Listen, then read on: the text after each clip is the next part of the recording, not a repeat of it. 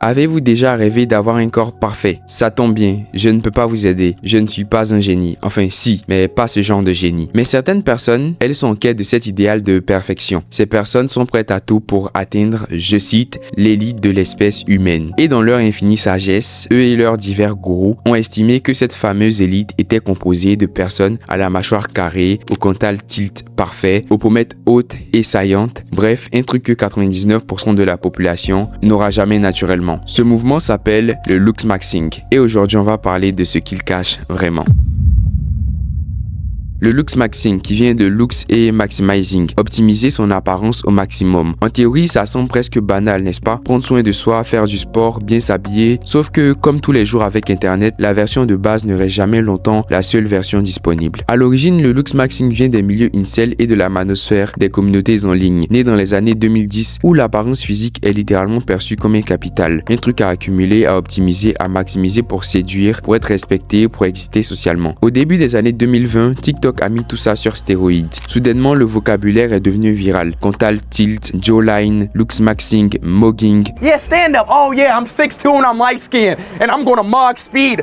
Who gives a fuck, Marlon? Des mots qui viennent de forums sombres et qui se retrouvent dans des vidéos regardées par des gamins de 14 ans. Et TikTok a réussi à rendre ça presque présentable, à enlever le côté agressif de surface, mais le fond lui est resté. Il y a deux grandes familles dans ce monde. Le soft maxing d'abord, routine de peau, coupe de cheveux soignée, musculation, bien dormir, boire de l'eau. Honnêtement, à ce stade, c'est juste du self-care, rien de fou. Et puis il y a le hard maxing, et là ça commence à partir en vrille. Les stéroïdes, des jeunes hommes qui prennent des hormones de synthèse pour modifier leur corps avec des risques cardiaques, hormonaux et psychologiques documentés. Des chirurgies non encadrées parfois à l'étranger sans suivi médical sérieux. Et puis on a le bone smashing. Le bone smashing, c'est exactement ce que tu imagines. Se frapper le visage avec un objet dur pour, je cite, remodeler les os du visage. L'idée étant que les micro-fractures en se reconstituant créeraient un visage plus anguleux, un visage plus tchad. Des médecins ont documenté des cas de fractures, d'atteintes maxillo-faciales et dans certains cas des complications graves comme des pertes de vision. Et si tu es en train de te dire que personne ne fait vraiment ça, eh bien si.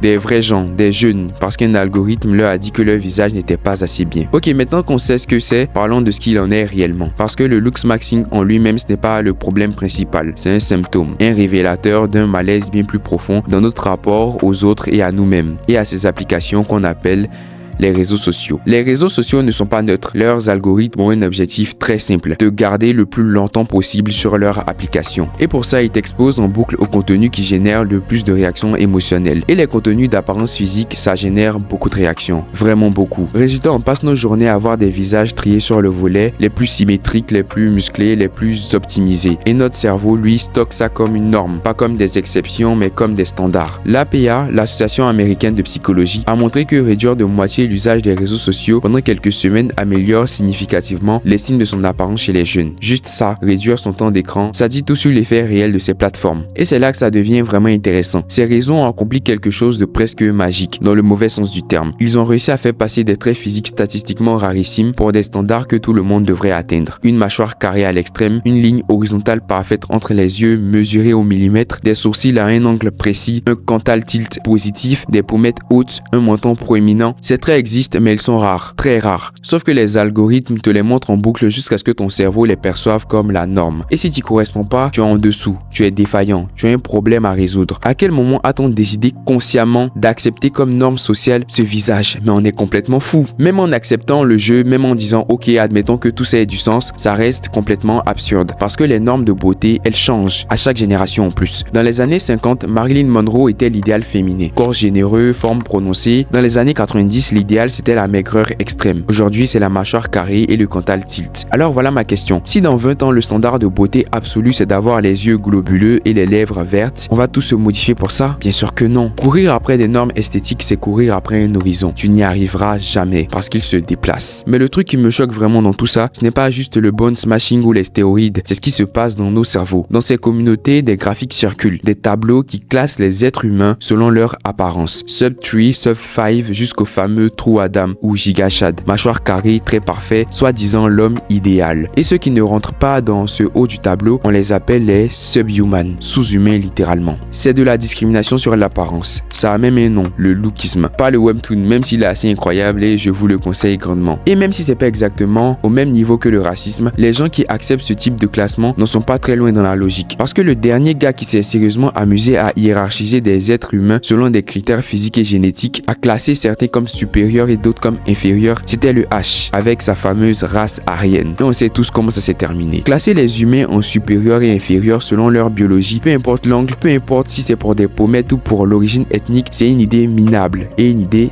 dangereuse. Et ce n'est pas sans conséquences concrètes. Les études relient le looksmaxing à l'anxiété chronique, à la dysmorphie corporelle, à l'obsession des défauts. Un schéma revient systématiquement dans les témoignages. Ça commence par l'hygiène et du sport, puis glissement progressif vers une obsession des imperfections, une consommation de contenu de plus en plus extrême. Et dans les cas les plus graves, ces communautés peuvent entraîner des jeunes vulnérables vers des idées suicidaires. Je vais être assez direct et peut-être un peu dur, mais c'est parce que je pense que c'est nécessaire. Si toute ta valeur, si l'intégralité de ce que tu penses valoir en tant qu'être humain dépend uniquement de tes qualités esthétiques, c'est que tu es douloureusement stupide. Si ta vie entière se résume à un reflet d'un miroir, si la seule question qui t'anime le matin c'est est-ce que ma mâchoire est assez bien, si t'as pas d'autres qualités à offrir, pas de curiosité, pas d'humour, pas de chaleur humaine, pas de profondeur, alors oui, c'est assez triste. C'est même très triste. Pendant que tu passes des heures à analyser ton mental tilt, oui, je sais, j'exagère avec ce mot, tu pourrais te former, comprendre le monde qui t'entoure, apprendre quelque chose, te faire de vraies amitiés, le genre qui ne tient pas à la forme de ta mâchoire, découvrir ce que tu as vraiment à offrir comme personne pour toi-même et pour le reste du monde. Et surtout, je te dis ça avec le plus grand respect possible. Pose ce marteau, va voir du monde pour de vrai. Bon, j'ai peut-être été assez sévère parce que le looksmaxing en lui-même, à la base, ce n'est pas mauvais. Ça part d'une bonne intention. Prendre soin de soi, atteindre son potentiel, s'améliorer et comme avec beaucoup de choses, les réseaux sociaux l'ont pris, l'ont tordu, l'ont radicalisé et en ont fait quelque chose de toxique. Tous les créateurs qui en parlent ne sont pas des idiots, loin de là. Certains donnent de vrais bons conseils. Boire assez d'eau parce qu'on n'en boit pas assez, manger sainement, faire du sport, dormir correctement, ce sont des fondamentaux de santé qui valent pour tout le monde. Et si quelqu'un a besoin d'entendre ça via un créateur de looksmaxing pour commencer à prendre soin de lui, c'est triste mais c'est déjà un bon début. Comme toute chose, le problème c'est l'excès, c'est la radicalisation. C'est quand prendre soin de soi devient une obsession, quand l'amélioration devient de l'automutilation, quand le self-care devient de la haine de soi déguisée. Alors voilà ce que je veux que tu retiennes. Le vrai looksmaxing, c'est devenir une meilleure version de soi-même, pas une version conforme à un standard inventé par un algorithme ou par une société complètement matrixée. Prends soin de toi, pas pour un tableau de classement, pour toi-même. Peace. Ce fut Type Feu.